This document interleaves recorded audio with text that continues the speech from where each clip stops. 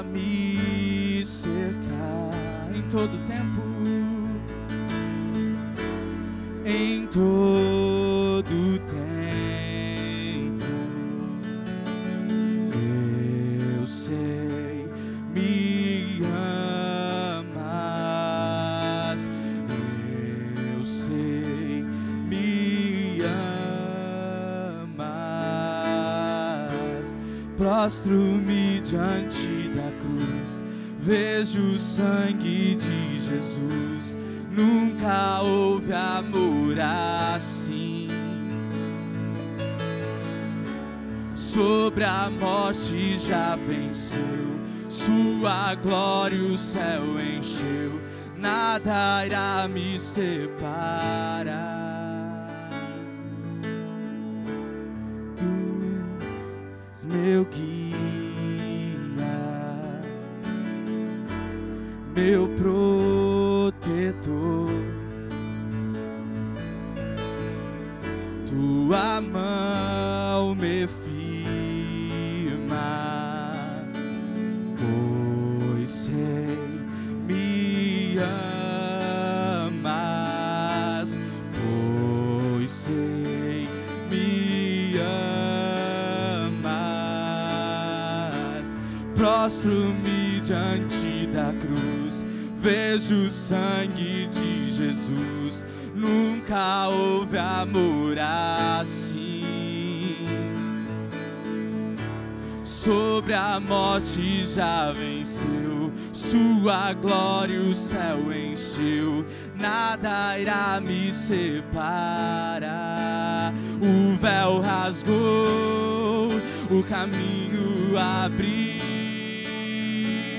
tudo consumado está. O véu rasgou, o caminho abriu, tudo consumado está. E quando tudo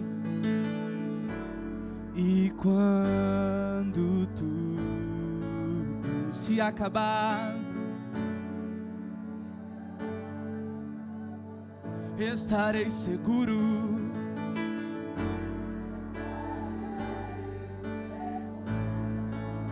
Por quê? Pois sei, pois sei, me amas. Prostro-me diante da cruz, vejo o sangue de Jesus. Nunca houve amor assim.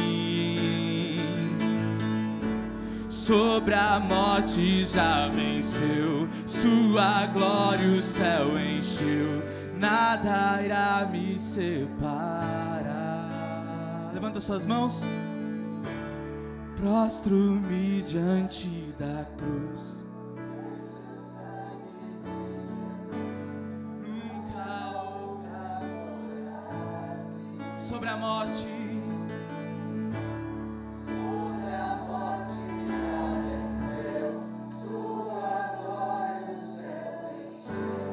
Nada irá me separar.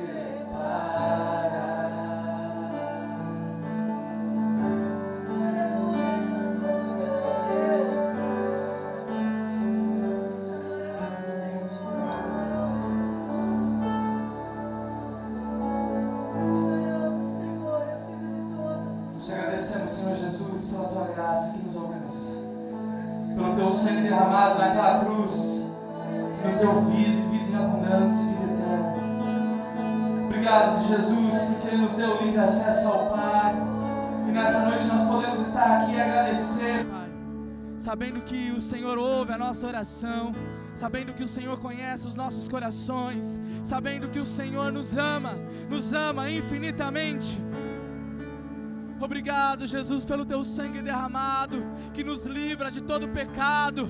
Obrigado, Senhor Jesus, porque esse sangue nos trouxe para perto do Pai mais uma vez. Você pode agradecê-lo, agradecê-lo. O que você ainda não disse para Ele nessa noite, Esse é o teu momento, é a tua adoração. O Pai está aqui e ouve a nossa adoração. Nós não somos merecedores, mas a tua graça nos alcança e nos constrange. O teu amor mais uma vez nos dá mais uma chance. A tua graça, a tua misericórdia.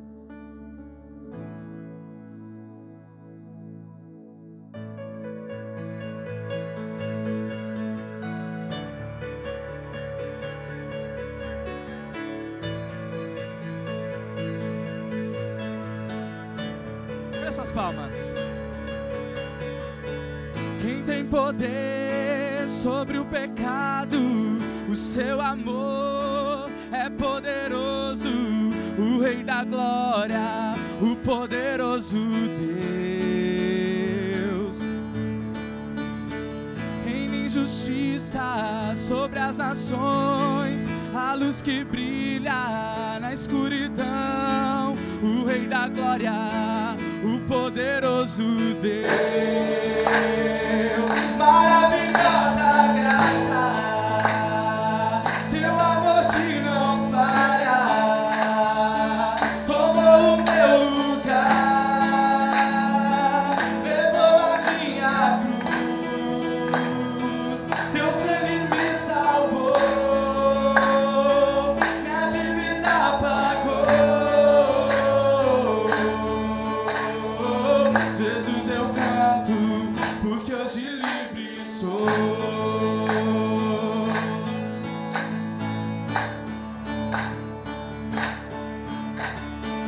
És quem traz paz ao caos dos homens, é escudo aos indefesos, o Rei da Glória, o poderoso Deus. A terra treme com sua voz e nos deixa maravilhados. O Rei da Glória, o poderoso Deus. Maravilhosa graça, teu amor que não falha,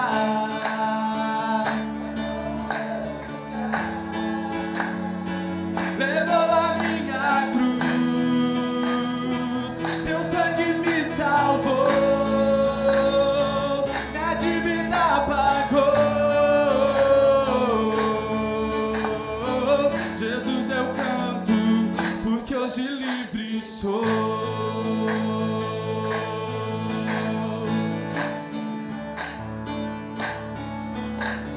Digno é o Cordeiro de Deus, digno é o Cordeiro que a morte venceu. Digno é o Cordeiro de Deus, digno é o Cordeiro que a morte venceu. Digno é o Cordeiro de Deus, digno é o Cordeiro que a morte venceu. Essa voz. Digno é o Cordeiro de Deus, digno é o Cordeiro que a morte venceu. Digno é o Cordeiro de Deus. Maravilhosa graça, teu amor que não falha, tomou o teu lugar, levou a minha cruz, teu sangue me salvou, minha dívida pagou. Jesus, eu canto, porque hoje livre sou.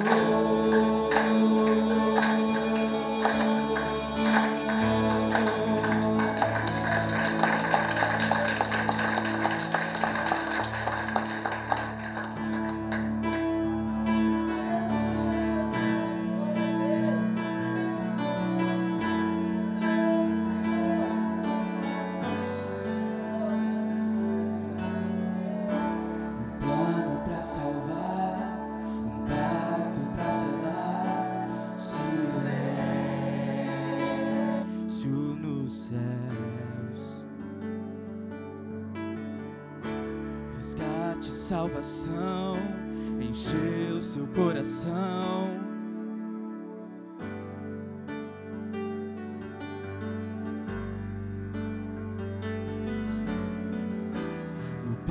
do amor, o autor anunciou a vida e salvação. Tudo que ele fez foi obedecer o plano que Deus escreveu. E quando a minha história parecia ter chegado ao fim, me alcançou. E quando tudo parecia estar perdido naquela cruz, o quê? O teu sangue me libertou.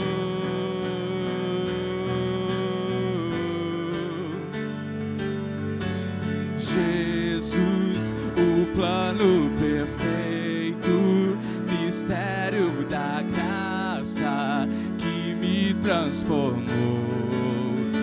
O seu nome é Jesus, nome sobre todos, veio pra salvar, ele me salvou. Um plano pra salvar, um pacto pra selar, silêncio nos céus. Resgate, salvação, encheu seu coração, ele nem hesitou.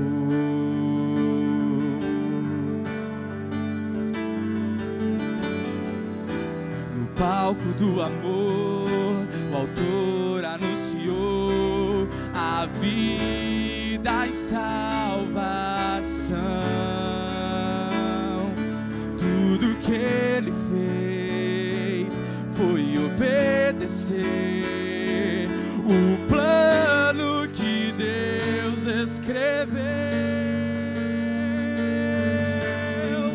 E quando a minha história parecia ter chegado ao fim, a sua graça me alcançou. E quando tudo parecia estar perdido naquela cruz, o seu sangue me libertou, me libertou.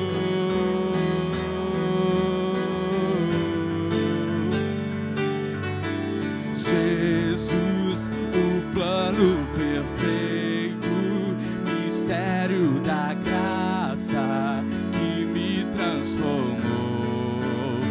O seu nome é Jesus, nome sobre todos, veio pra salvar, ele me salvou.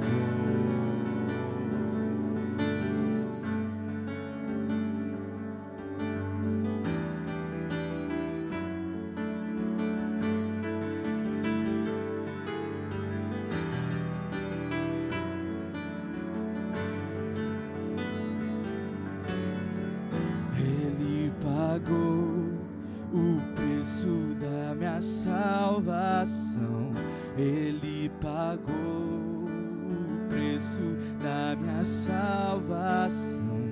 Ele pagou o preço da minha salvação.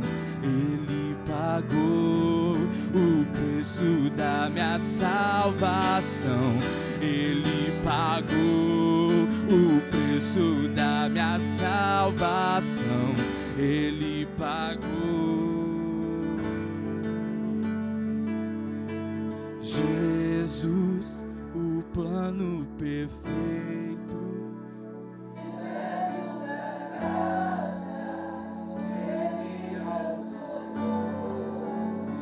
O seu nome é Jesus, nome sobre todos, veio pra salvar, ele me salvou. Feche seus olhos comigo. Obrigado, Senhor.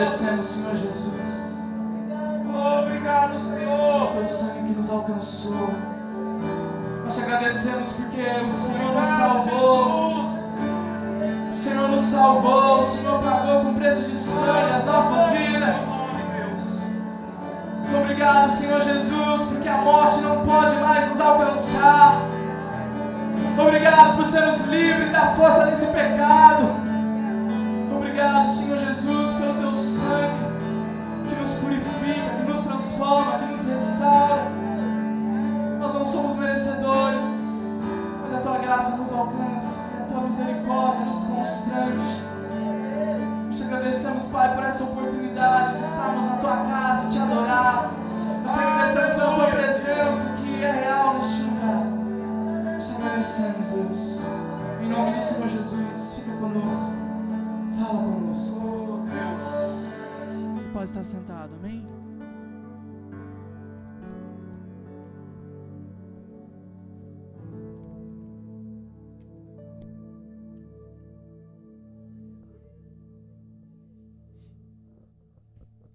Santo Deus.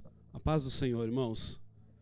Nossa, vocês estão um pouco animados hoje. A paz do Senhor, irmãos. Louvado seja Deus. Eu quero desejar a você que a graça do nosso Senhor e Salvador Jesus Cristo te envolva de uma maneira toda especial nessa noite. São alguns meses já sem a celebração da ceia e nós estamos felizes por essa oportunidade de vivermos esse momento em comunhão com os irmãos. Quero agradecer a você que compreendeu a minha decisão junto com o conselho dessa igreja, de não realizarmos essa ceia nem online, nem em outro sistema. Haja visto que eu percorri tudo que eu podia dentro das Sagradas Escrituras e eu não encontrei nenhuma base que me desse sustentação bíblica para assim fazê-lo. Então decidimos esperar esse momento e Deus preparou para nós esse tempo e eu agradeço você por essa tomada de decisão junto comigo. Estamos felizes em retornar, estamos felizes em ter esse momento. A cada domingo os irmãos vão se achegando mais, nós vamos trabalhando na melhora da organização, né? Hoje nós tomamos todo o cuidado com os elementos da ceia para que não fosse totalmente higienizado, nós não tivéssemos contato, e eu agradeço a você pela sua oração e compreensão pelo que estamos fazendo. Tivemos um culto abençoado hoje pela manhã e com certeza também está sendo agora à noite. Eu preciso deixar aqui uma paz aos irmãos e irmãs da nossa igreja que nos acompanham também na transmissão online no nosso canal no YouTube.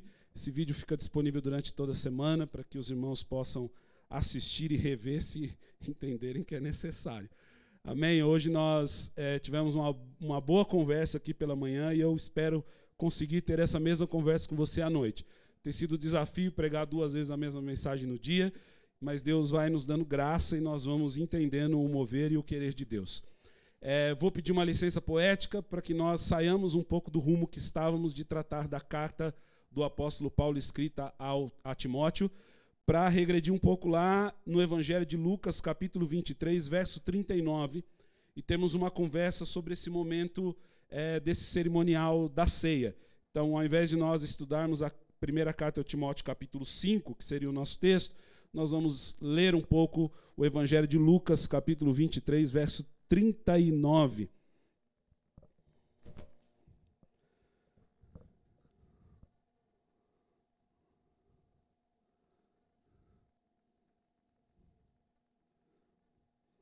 Que bom ouvir esse barulho de Bíblia acontecendo ao vivo.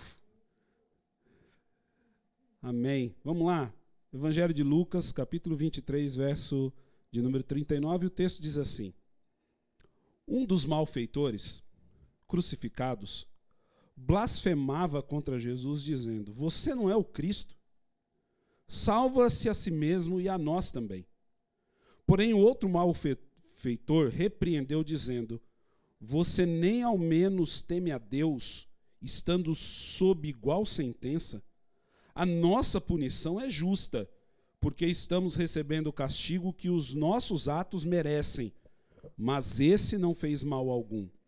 E acrescentou: Jesus, lembre-se de mim quando você vier no seu reino. Respondeu-lhe Jesus: Em verdade lhe digo que hoje você estará comigo no paraíso.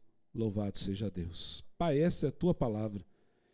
Ajuda-me, Deus, Senhor, a transmitir ao coração dos teus filhos aquilo que o Senhor transmitiu ao meu coração através dela e ao coração de alguns outros irmãos já hoje pela manhã.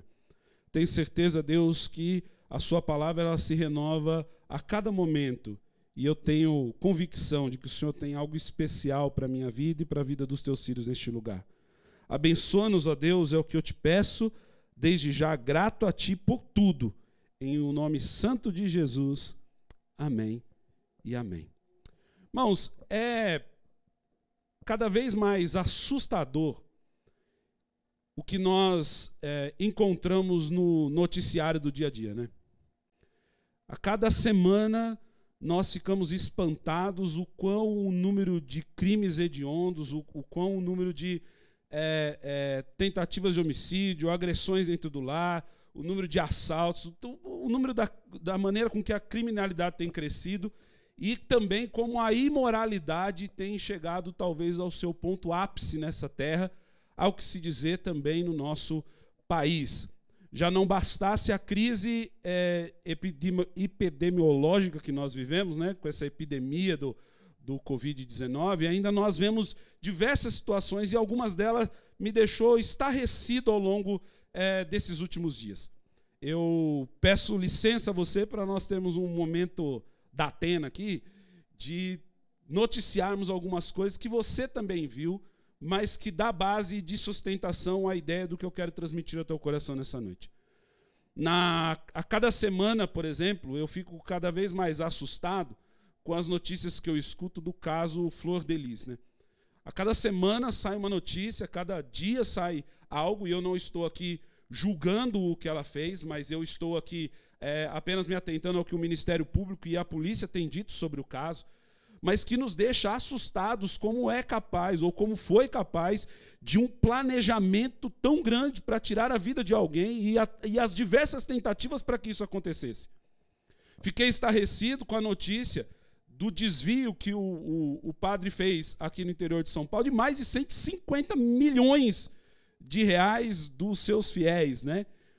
Tenho ficado assustado, e esses dias minha esposa compartilhou uma mensagem, uma notícia comigo, de uma mulher que estava gestante, perdeu o bebê, e aí ela tinha uma amiga que era gestante, e ela forjou durante todo o tempo essa gestação, para que no dia que nascesse, ou antes de nascer o bebê da amiga, ela levasse ela para um lugar, fizesse ali, causasse o homicídio, tirasse a criança completamente ferida dentro do seu ventre.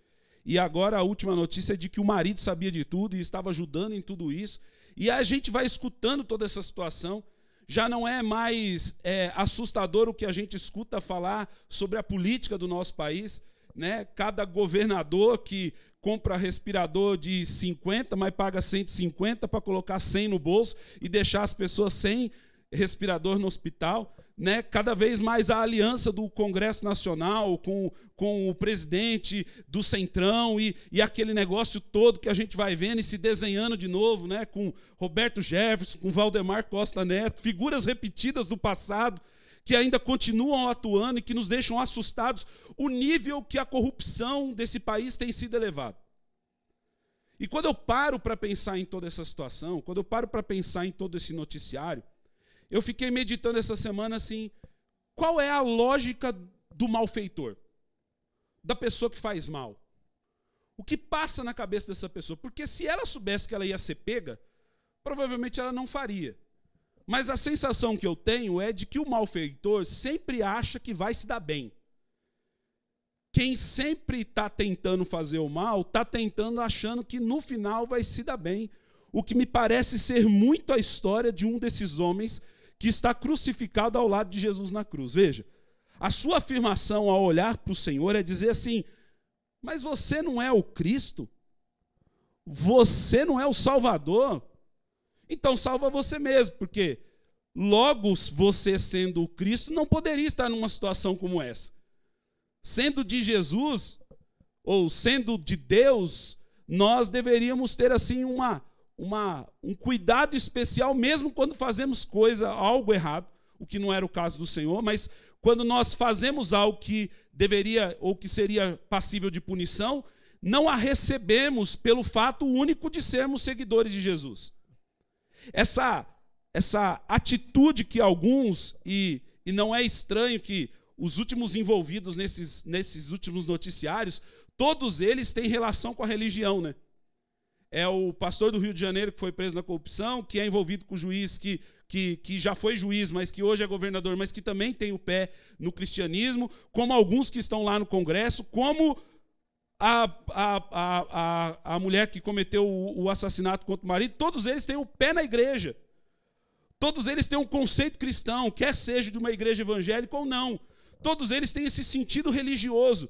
E a sensação que se dá é de que a lógica do malfeitor é de que, mesmo que você cometa algum erro, pratique algum mal, que cause dano a alguém ou fira alguém que está do seu lado, pelo simples fato de você ser de Deus ou ser de Cristo, você deve ficar impune das punições que lhe são devidas.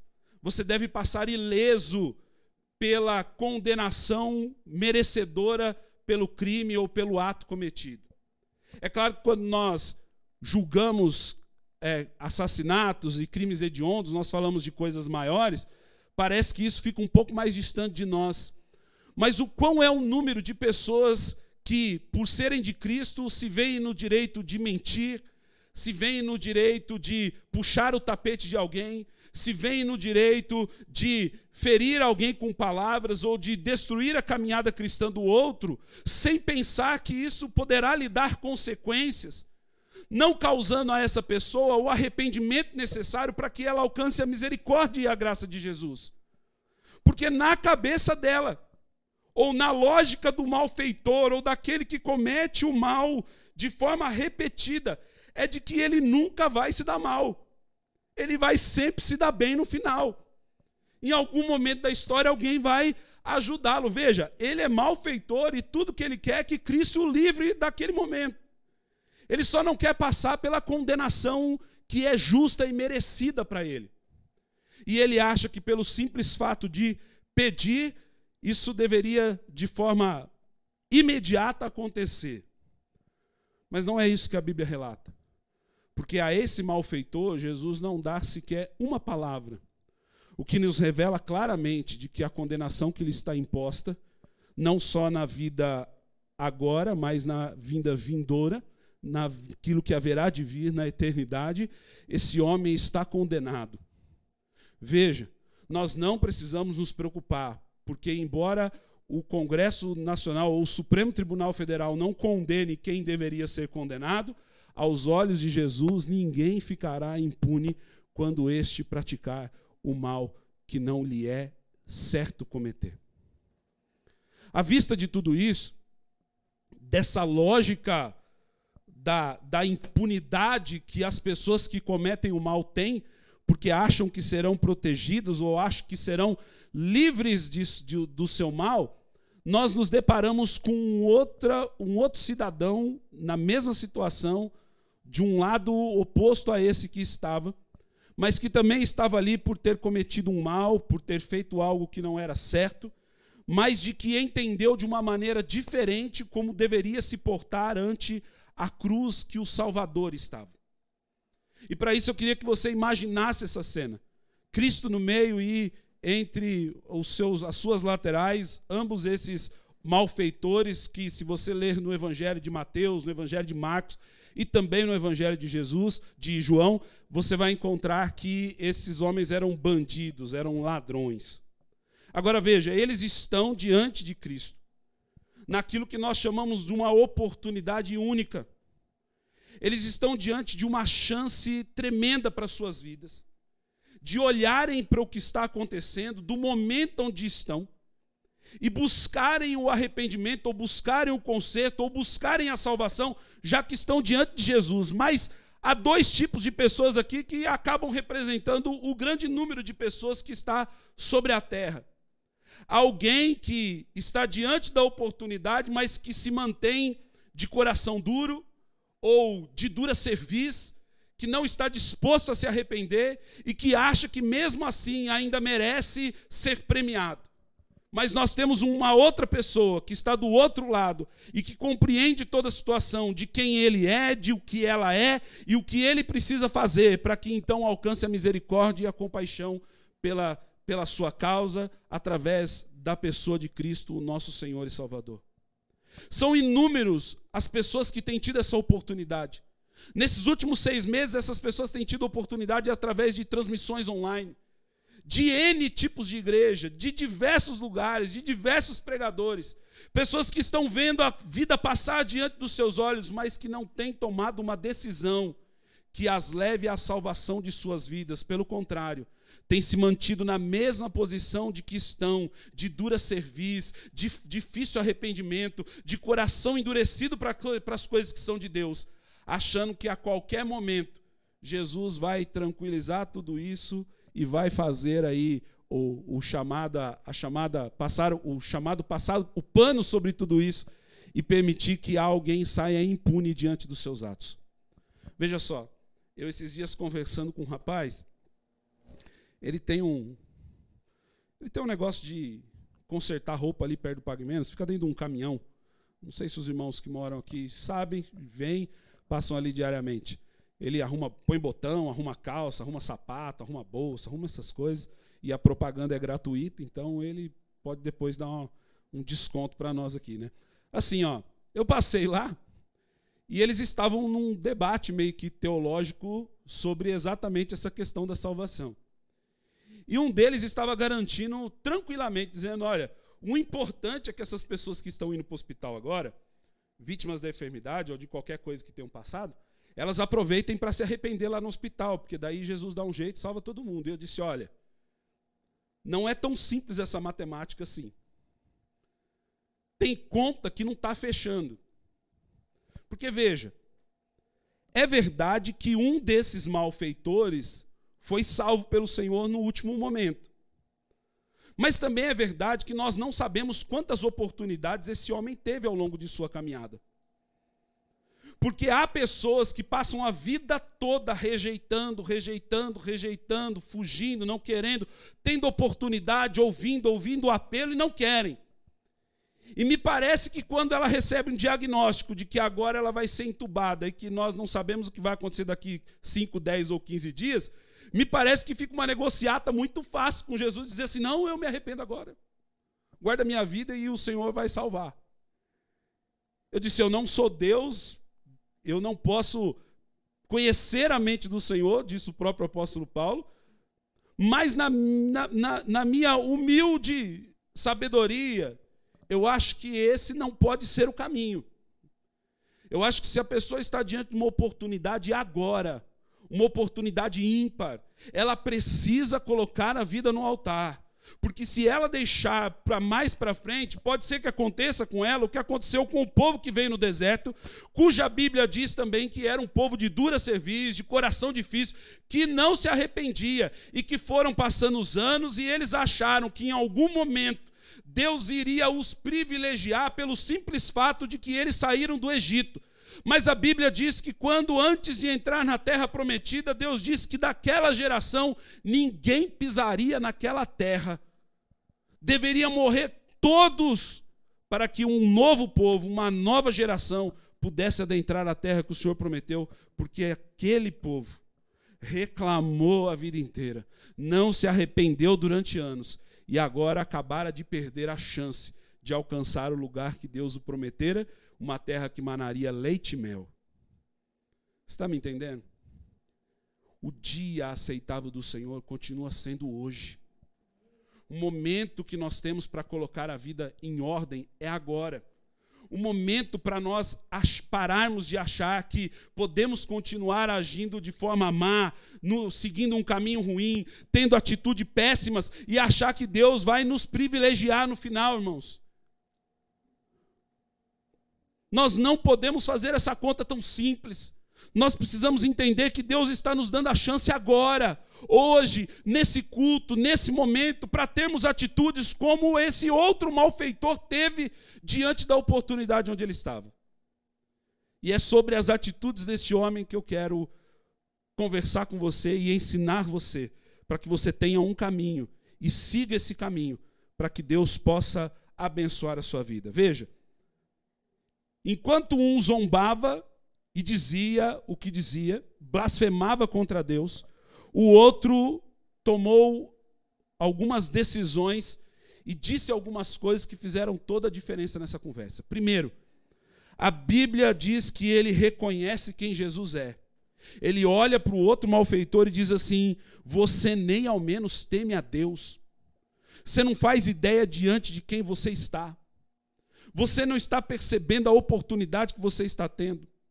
Nós estamos diante do Cristo e nós precisamos reconhecer isso. Quer você seja malfeitor, quer que você tenha praticado algum erro, quer que você mantenha-se nessa vida, há algo que nós precisamos tomar por decisão. Nós precisamos reconhecer quem Jesus é de fato, o nosso Senhor e Salvador. Talvez você diga: pastor, mas eu entendo isso. Olha, se você entende, você deveria mudar muita coisa no contexto da forma com que você anda. Porque se você sabe que você está diante do Senhor, o Senhor da sua vida, o Senhor da igreja, o Senhor da sua casa, o Senhor da sua história, irmãos, nós deveríamos nos comportar como se de fato Ele estivesse presente em todo momento da nossa vida. Veja, algumas das decisões que você tomou, algumas das palavras que você falou, alguns dos pensamentos que você teve, se você tivesse essa noção de que Jesus estivesse ali, totalmente do seu lado, talvez você não a fizesse. Reconhecendo quem Ele é diante de você, reconhecendo o seu senhorio, reconhecendo que Ele é digno de ser adorado, reconhecendo a sua grandeza, reconhecendo o resplendor da sua glória, reconhecendo, irmãos, que diante dEle todo joelho precisa se dobrar e toda língua precisa confessar que Ele é o Senhor. Esse homem reconhece quem Jesus é. Ele diz ao outro, diz: você não percebe, você não teme, você não tem medo do que você está dizendo, você não respeita diante de quem você está. É muito notório isso quando você encontra no Antigo Testamento todo o cuidado, por exemplo, que os homens que se achegavam, os sacerdotes que se achegavam ao templo, qual era a maneira com que eles tinham que se comportar diante disso. Eles tinham que passar por um processo de purificação. Eles tinham que passar por um processo de que fosse compreendido que não se podia entrar no tabernáculo de qualquer jeito, de qualquer forma, à base de vista de qualquer comportamento. Porque eles sabiam que Deus estava com os teus olhos fitos ali. O único problema deles é que eles achavam que Deus só olhava para o que acontecia dentro do templo. Eles só achavam que Deus consumia aqueles que entravam no templo de forma errada, enquanto lá fora eles praticavam os seus atos. Mas isso fica muito notório no Novo Testamento, de que não há validade alguma, porque você conhece a história de um casal no Novo Testamento, livro de Atos dos Apóstolos, que colocam em seu coração uma decisão de vender tudo o que tinham, mas não colocar diante dos pés dos apóstolos e depositá-los, sem que eles tivessem essa obrigação. Mas eles fazem o plano, eles arquitetam o plano, eles bolam tudo, eles vão fazer tudo certinho, um vai primeiro, a mulher vai depois, eles não se encontram, as versões estão combinadas, a mentira está toda planejada. Lembre-se, a lógica do malfeitor é que ele acha que tudo de errado vai dar certo. Mas o que o malfeitor não se lembra é que os olhos do Senhor não estão apenas dentro do templo, mas os olhos de fogo do Senhor estão em todo lugar, estão por todo lugar, na minha casa, na sua casa, no nosso lugar de trabalho, enquanto nós estamos no carro. Deus vê todas as coisas. E antes mesmo que eles pudessem colocar o plano em prática, a Bíblia diz que o primeiro morreu, e quando a mulher estava chegando, lá na entrada, quando ela viu o marido sendo morto, sendo puxado para fora, ela também toma a decisão, e só por botar para fora algumas palavras, ela também morre. E eles ficam ali à beira da estrada.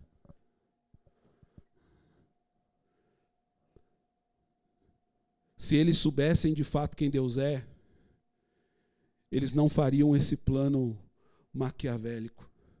Se alguns desses homens e mulheres criminosos que eu citei no começo dessa conversa soubessem quem Deus é, talvez eles tomariam uma decisão diferente. Mas porque eles não respeitam a Deus, não respeitam a grandiosidade de Deus, não respeitam a santidade de Deus, eles fazem o que fazem e ainda acham que no final vão se dar bem nessa história. Reconheça quem Deus é, irmãos. Lembre-se de quem Ele é, para que diante de cada atitude sua, você tenha um comportamento da maneira com que Deus precisa ser agradado. Segundo, a Bíblia diz que esse homem reconhece quem Deus é, mas ele também reconhece diante disso quem ele é. Lembra de Pedro? Pedro está no seu barco e quando a pesca maravilhosa acontece, ele reconhece a santidade do Cristo. E aí, diante daquilo, ele olha e diz: Senhor, não é digno que o Senhor fique aqui perto de mim, não é justo comigo. Eu sou pecador, homem impuro, homem mau. Eu vou atrapalhar a sua santidade, eu não posso estar perto do Senhor. Ele está temeroso em relação a isso. Veja que esse homem ele tem a mesma noção. Diante da grandiosidade de Deus, ele diz, a nossa punição, ele olha para o outro e diz, é justa. Gente que reconhece a grandeza de Deus e reconhece o seu próprio pecado, sabe que é justo que nós paguemos pelo nosso erro. A pessoa não acha ruim o fato de ter que pagar pelo que fez, porque ela reconhece que ela é pecadora, e sendo ela pecadora, ela é passível de punição. Ela não tenta se justificar, ela não tenta fugir, ela entende que tudo aquilo, pois, que o homem semeia, o homem colhe. Algumas decisões erradas que nós tomamos em nossas vidas, irmãos, você sabe disso, não existe tamanho de pecado. Não é o pecado grande ou o pecado pequeno, mas há pecados que as consequências deles são piores para nós. Agora, nós não ficaremos impunes a algumas delas. E reconhecer isso faz parte do processo de quem olha a grandiosidade desse Cristo Salvador na cruz do Calvário. Nós precisamos nos posicionar diante de Deus, desse Deus que é, da maneira com que nós somos, homens e mulheres pecadores e passíveis de sermos punidos de forma justa pelo que cometemos. Nós precisamos ter isso claro na nossa cabeça. É difícil quando se trata de um familiar ou quando se trata de nós mesmos, nós acharmos justo Deus nos deixar de fora no último dia, não é? Ninguém aqui quer ficar fora do céu, quer? Não, né? Todo mundo quer entrar na glória, irmãos? Amém ou não? Amém. Todos nós queremos entrar na glória. Agora, se nós ficarmos de fora, tenha algo dentro de você com muita convicção. Não será injustiça da parte de Deus. Deus, ele é justo. Deus, ele sabe exatamente o que está fazendo. Deus sabe exatamente quem nós somos.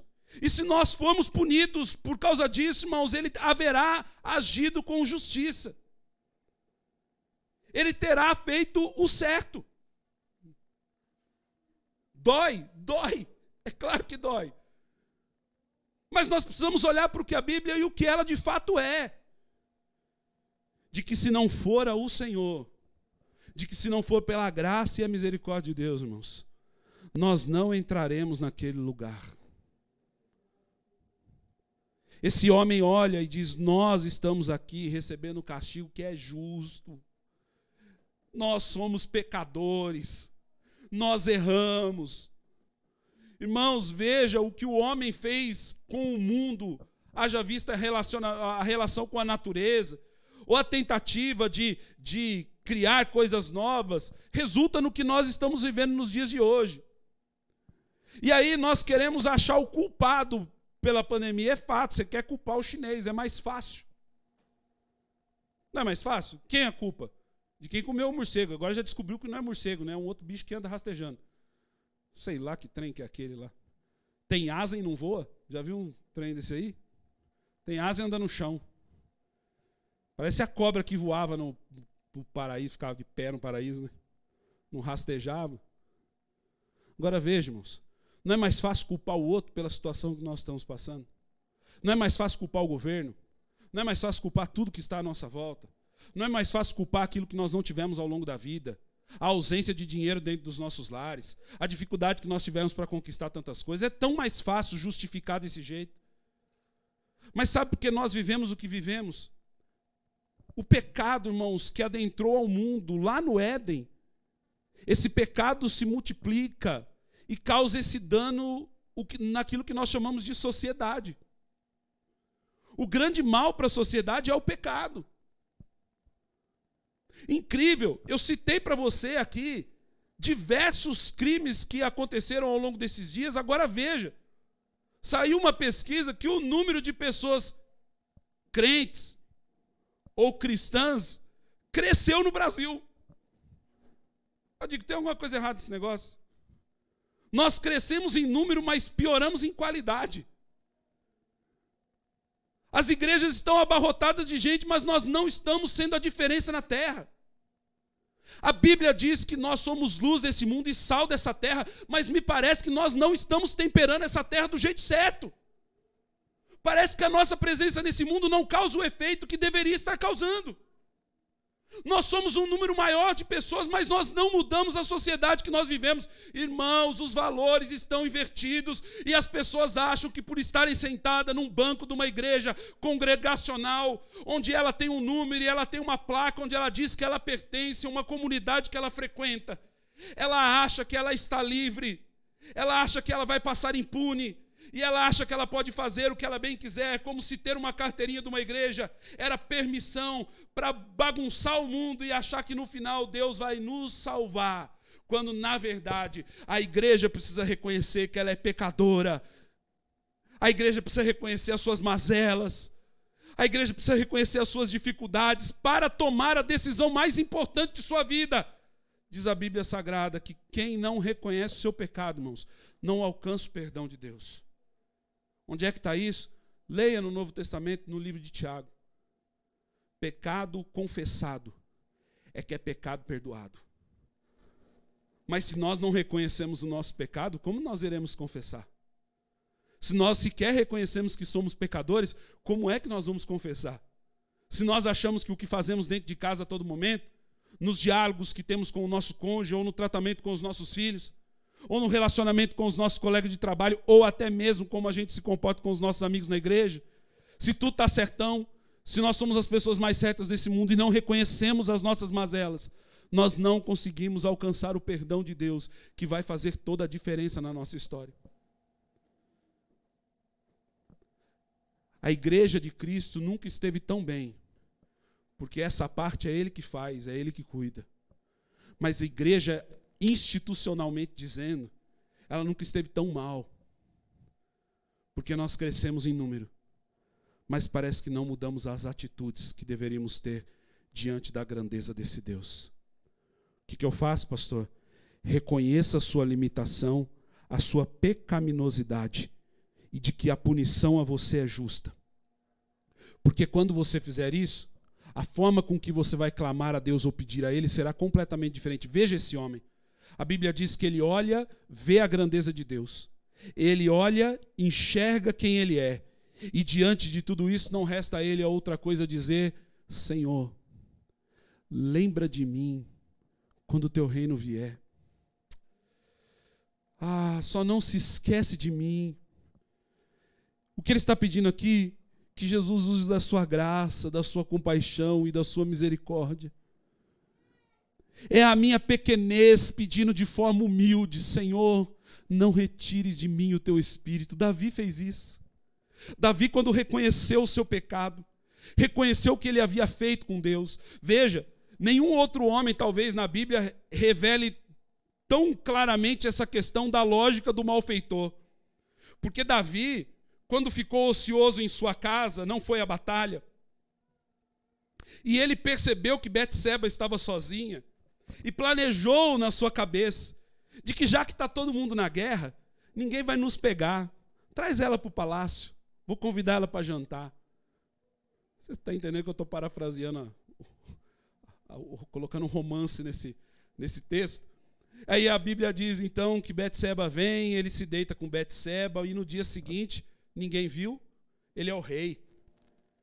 O marido dela está na guerra, ninguém vai pegar. O que aconteceu? Ele é passível de punição, né?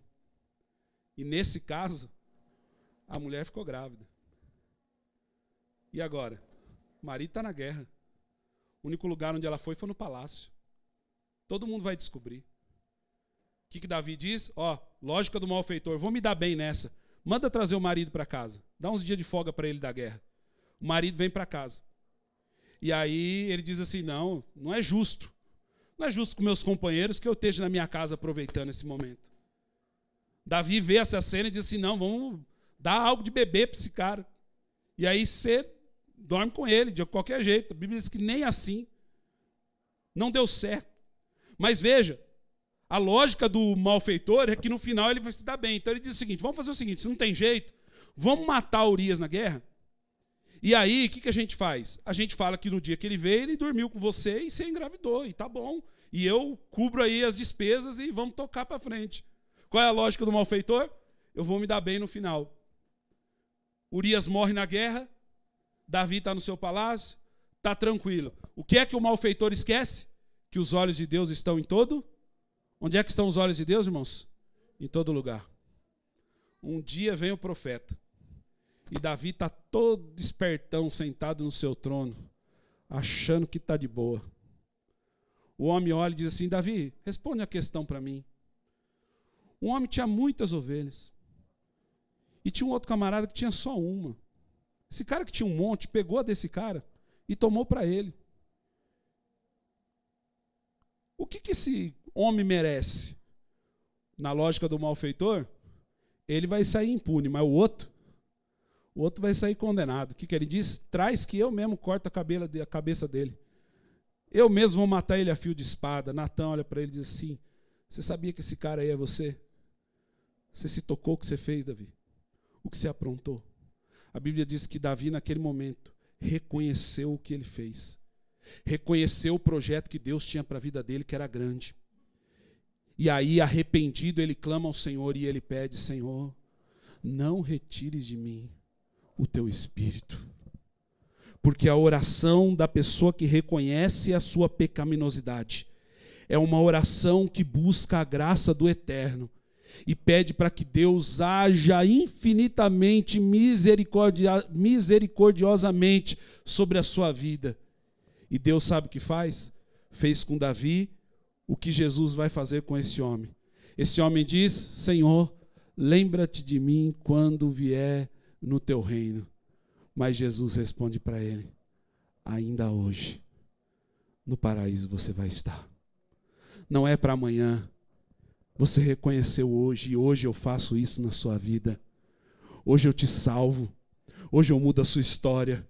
Hoje eu mudo tudo na sua vida. Hoje eu entro aí e você vai comigo para a glória. Louvado seja Deus. Hoje é dia de mudar a história da sua vida. A situação que nós estamos, irmãos, não é diferente daquele tempo. Hoje é a noite de ceia, onde eu e você precisamos olhar para a cruz e o que Jesus fez nela. E nós precisamos saber de que lado nós estamos dessa cruz. Se nós estamos do lado daqueles que vão olhar para a sua situação, não vão reconhecer quem são, não vai reconhecer quem Deus é, não vai reconhecer que precisa totalmente de Deus e será condenado.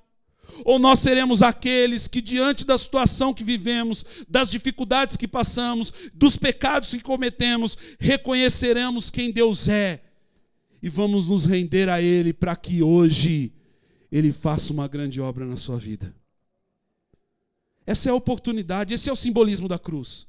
É por isso que nós participamos de um momento como esse, de um cerimonial, onde há esse vinho e esse pão, para que nós nos recordemos da cruz de Cristo e nos lembremos em quem nós somos diante dela. Ou nós somos esses de duro coração, de dura cerviz, que acham que estão sempre certo e que vão vencer da sua maneira e que no final de tudo serão os vencedores, ou nós somos desses que vamos reconhecer quem nós somos, reconhecer que é justo que passemos pelo que passemos, mas contando que no final Deus vai agir com a sua graça e misericórdia e vai nos salvar, porque a obra é dele e a vontade é dele. e nós faremos só para Ele. Eu tenho vivido dias especiais essa semana. Semana passada, né, eu inventei de pregar que o exercício para o corpo é bom para essa vida, mas que o exercício espiritual é para eternidade, né? Haja vista que eu preguei isso, precisei começar a fazer uma caminhada, né? Porque você prega, você faz, ou você não prega, né? Então, fui firme a semana inteira. Achei que não ia no sábado, venci o sábado. Achei que não ia no domingo, venci hoje pela manhã, 6 horas da manhã, estava eu lá, começando a caminhar, tentando cuidar um pouco da saúde física também. Mas deixa eu dizer um negócio especial para você sobre essas minhas jornadas de caminhada pela manhã. Não estou aqui fazendo campanha da caminhada, não. Estou aqui para dizer para você algumas experiências em relação a esse texto que eu tive ao longo dessa semana. Eu tenho ido andar ali naquele bairro Manacasa, o bairro novo que tem ali para baixo da minha casa, na cidade de Santa Bárbara. E eu saindo pela manhã, né, eu chego lá às 6 e pouco, o bairro está meio vazio. Tem pouca gente ainda andando de manhãzinha. O sol está começando a nascer, a lua está lá de vez em quando ainda, nem sumiu ainda, para contrariar todos os terraplanistas, entendeu? Ela vai virando, tem um círculo nesse negócio, mas esse não é o assunto. Eu caminhando e indo adiante, quando chega assim num lugar onde está mais vazio, eu começo a soltar a minha voz de taquara rachada. Né? Eu vou com fone de ouvido, e aí eu ponho louvor assim, Jefferson, e aí eu canto, meu irmão. Mas canto de passar vergonha. Porque de vez em quando eu olho, tem gente chegando atrás, a turma está balançando a cabeça assim, também, esse homem está meio maluco. Cara, mas eu vou dizendo ao Senhor, eu vou olhando aquele sol, aquela manhã. E eu sei que tipo de homem eu sou. Eu tenho N defeitos, irmãos. N. Cara, mas eu sei quem Deus é. Eu sei quem Ele é. E reconheço que, diante dos meus erros, eu sou passível total da punição de Deus, cara. Eu acho que Deus tem sido misericordioso demais com a minha vida. Mas aí eu vou clamando, eu vou dizendo, Senhor, é o Senhor, né? Só o Senhor pode me livrar da condenação eterna. Porque a Bíblia diz que nada nos separará do amor de Deus. Nenhuma condenação há para os que estão em Cristo Jesus. Então eu vou pedindo, Senhor, não retiras de mim o teu espírito. E aí eu vou cantando. E eu vou dizendo, Senhor, lembra-te de mim. Senhor, o Senhor sabe quem eu sou. Senhor, o Senhor sabe que eu preciso. E, cara, tem sido bom e tem me dado um tempo de qualidade com Deus. Eu disse semana passada aqui, se você assistiu online, se você estava aqui, tem hora que você tem que cuidar de você mesmo. Cuide de você. E aí eu vou dizendo ao Senhor, com altas palavras mesmo, irmão, não tenho vergonha não. Eu vou andando para a rua e eu vou dizendo. Eu vou dizendo, Senhor, age em minha vida, Pai. Porque se o Senhor não fizer, eu não vou aguentar. Eu não vou conseguir. Eu não sou merecedor de tanta graça, de tanto amor. Eu não sou merecedor sequer da sua presença, mas a sua presença habita em mim. E não foram poucos os dias que as lágrimas desceram dos meus olhos, eu sou chorão mesmo. Mas desceram por causa da convicção que eu estava tendo. De que Jesus estava olhando para mim e dizendo, ainda hoje, filho. Ainda hoje. Ainda hoje. Essa palavra faz uma diferença muito grande em minha vida, irmãos, e tem que fazer na sua. Você saiu da sua casa, você veio a esse culto, você se inscreveu. É uma situação completamente atípica. Nós nunca vivemos isso. Alguns ainda estão com medo, nós estamos com medo. Tomamos todo o cuidado para que nada de mal aconteça. Precisamos fazer a nossa parte. Mas há uma coisa, irmãos, que nos importa muito. É de tomarmos uma decisão importante a cada culto, a cada reunião. Porque se você tomar uma decisão importante hoje, de quebrantar seu coração, de deixar Jesus habitar nele, sabe o que vai acontecer? Ainda hoje, Deus vai realizar algo poderoso na sua vida e na sua história. Ainda hoje Ele vai fazer algo grandioso. Talvez você diga, pastor, então Ele vai me curar hoje. Pastor, talvez Ele vai fazer alguma coisa hoje. E eu te digo assim, olha, ao menos uma palavra Ele vai te dar hoje. E para nós, irmãos, que cremos, sabemos que basta uma só palavra. E isso muda a nossa história. Eu quero te convidar a se colocar de pé.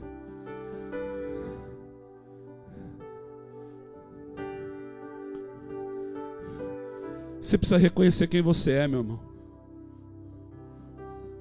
Você não é tão bom quanto você pensa. Você não é tão ruim quanto os outros acham.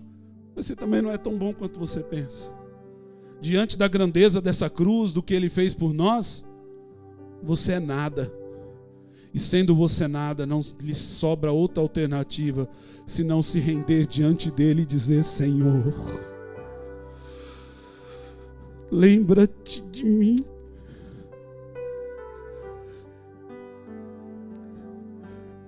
Não é pela igreja, irmãos. Não tem a ver com a renovada. Não tem a ver com o seu cargo. Tem a ver com você e do que Cristo quer para a sua vida. E isso vai fazer. Eu sou a válvula de escape ainda hoje.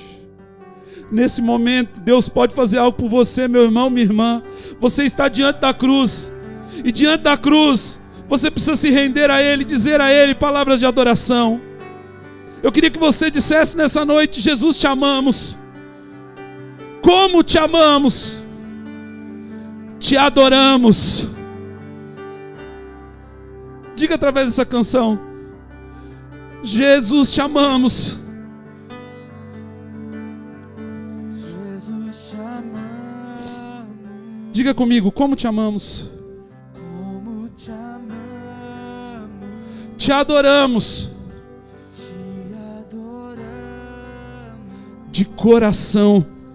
De coração. Eu queria ouvir a sua voz. Diga: Jesus, te amamos. Jesus, te amamos. Como te amamos. Te adoramos. De coração. Diga mais uma vez: oh, Jesus, te amamos. Jesus, te amamos. Como te amamos, Senhor. Como te amamos. Te adoramos. Te adoramos. Oh, de coração. De coração. Solte sua voz agora e diga mais uma vez: Jesus, te amamos. Jesus, te amamos. Como te amamos. Como te amamos. Te adoramos. Te adoramos. Erga suas mãos ao céu. De coração. Diga comigo: Jesus, te amamos. Jesus, te amamos. Como te amamos, Senhor. Como te amamos. Te adoramos. Te adoramos. De coração. De coração. Pega os elementos da ceia aí na sua mão.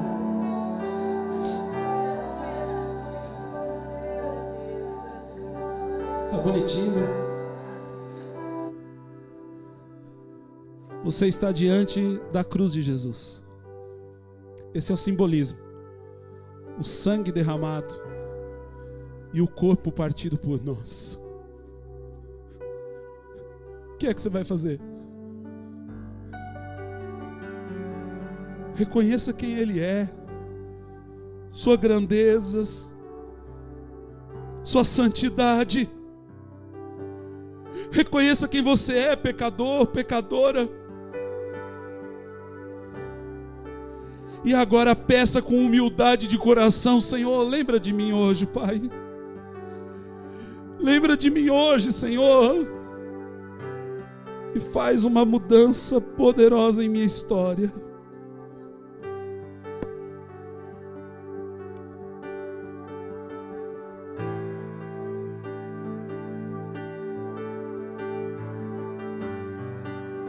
Diga a Ele palavras de adoração.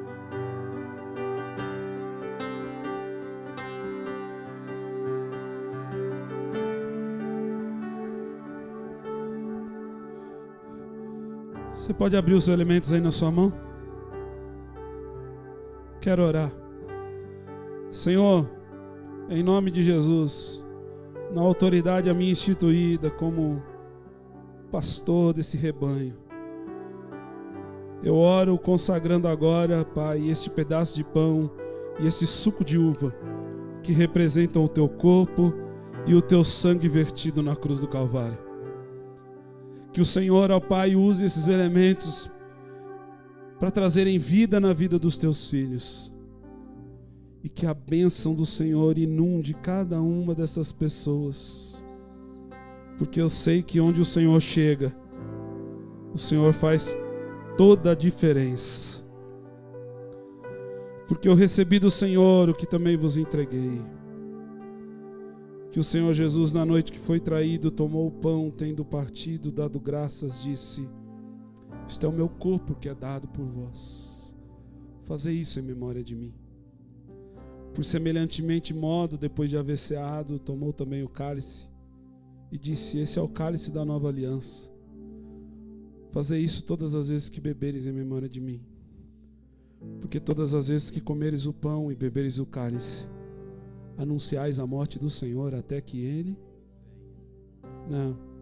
Todas as vezes que comeres o pão e beberes o cálice, anunciais a morte do Senhor até que Ele...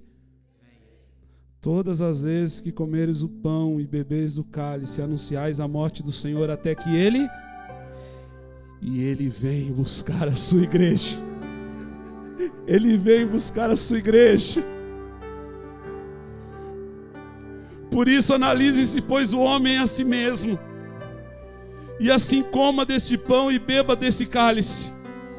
Pois quem come e bebe sem discernir, como aquele homem malfeitor, come e bebe juízo, condenação para si. Não é por isso que há muitos entre vós fracos e doentes? Mas nós somos daqueles que, diante do Senhor, se arrependem, reconhecem quem Ele é e participam desse cerimonial, lembrando, daqui a pouco Ele está aqui e Ele vem buscar a sua igreja. Amém? Antes de você participar do pão, é um momento diferente, né? Porque a ideia era que todo mundo saísse daqui e fosse aí abraçar a família. Mas vai chegar o dia, né? O Daniel Teixeira, a Ivanilce da Silva Lopes Teixeira, a Daniele Lopes Teixeira e o Jonathan Tovani, falei certo? O Jonathan Tovani. Eles estão se unindo nessa família chamada Igreja Presbiteriana Renovada de Americana. Vira ali para o fundo para você vê-los e saudá-los. Eles estão aqui conosco já faz um bom tempo. Só ficamos esse tempo da pandemia distantes. São uma família ótima, irmãos. São gente assim de Deus mesmo. A gente teve alguns dias de conversa aqui, já fui lá no salão deles. E nós estamos muito felizes em recebê-los, viu, Daniel, Vanilson, Daniele, Jonathan. Que nós possamos ser na vida de vocês aquilo que vocês esperam como igreja. Gente para dividir o ombro, gente para compartilhar as bênçãos, para chorar junto quando tiver que chorar, mas para se alegrar junto quando tiver que se alegrar. Compartilhar as bênçãos de Deus e poder ajudá-los a chegar onde todos nós pretendemos, na glória celestial. Esse é o lugar que Deus tem preparado para nós. Sejam bem-vindos e que Deus os abençoe em nome de Jesus. Amém? Louvado seja Deus. E junto, fazendo essa recepção, nós participaremos da Santa Ceia do Senhor e daremos assim um momento de adoração a Deus, muito felizes por mais gente se juntar a nós. Amém, irmãos? Amém. Louvado seja Deus. Porque eu recebi do Senhor o que também vos entreguei. Que na noite que foi traído, tomou o pão, o partiu, tendo dado graças, disse: isto é meu corpo que é dado por vós. Fazei isso em memória de mim. Os irmãos podem participar do pão.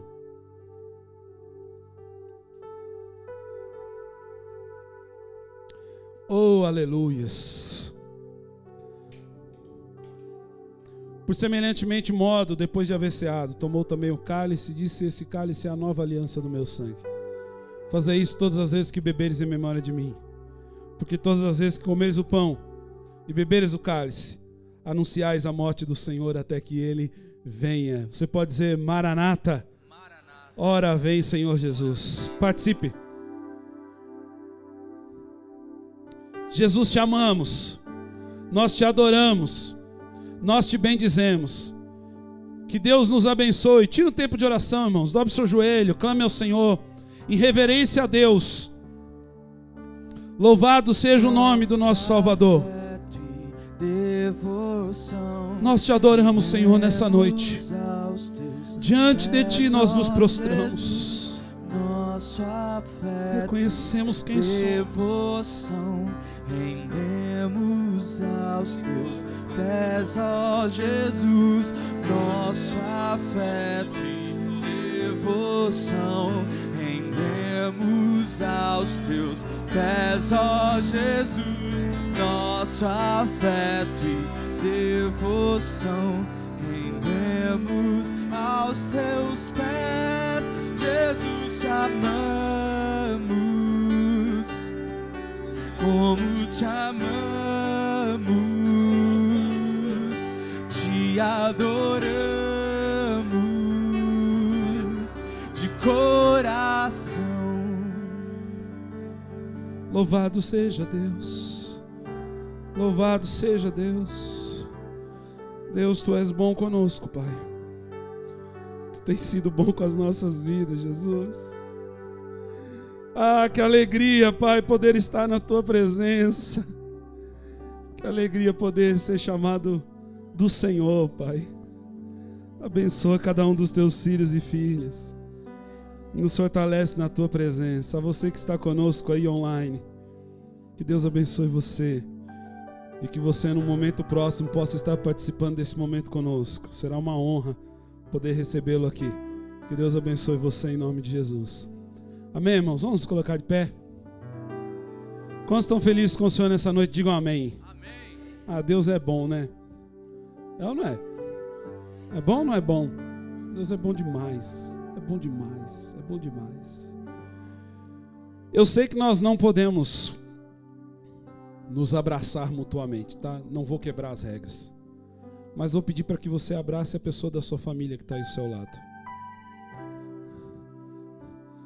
Quero ministrar uma bênção apostólica especial sobre você e sobre a sua casa.